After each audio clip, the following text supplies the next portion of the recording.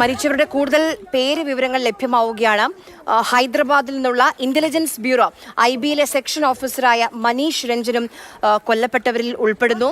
അദ്ദേഹവും അദ്ദേഹത്തിന്റെ ഭാര്യയ്ക്കൊപ്പം കശ്മീരിലേക്ക് എത്തിയതാണ്. ആ സമയത്താണ് ഭീകരാക്രമണം ഉണ്ടായത്.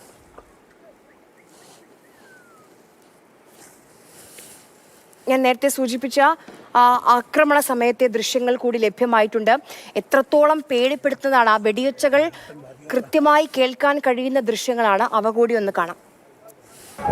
നടുക്കുന്ന ദൃശ്യങ്ങളാണ്. ജമ്മു കാശ്മീരെ പഹൽഗാമിലെ ബൈസരനിലുള്ള വിനോദസഞ്ചാരികൾക്ക് നേരെ ആക്രമണം നടക്കുമ്പോഴുള്ള ദൃശ്യങ്ങളാണ് ഇത്. ഈ വീഡിയോ പകർത്തിയത് ഉമർ എന്ന് പറഞ്ഞൊരു വ്യക്തിയാണ്. അദ്ദേഹത്തിന്റെ കൂടെയുള്ള വ്യക്തി വരൂ ഇവിടെ നിന്ന് മടങ്ങിപ്പോകാം, മരണമാണ് മുന്നിലുള്ളത്, നമുക്ക് ഒന്നെങ്കിൽ ആ മരങ്ങൾക്ക് പുറകിൽ ഓടി ഒളിക്കാം എന്നൊക്കെ പറയുന്നുണ്ട്.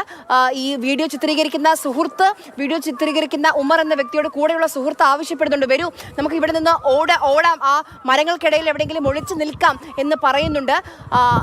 ആ സമയത്ത് ഭീകരാക്രമണം നടക്കുന്ന സമയത്തെ ദൃശ്യങ്ങളാണ് നമ്മളിപ്പോൾ കാണുന്നത്.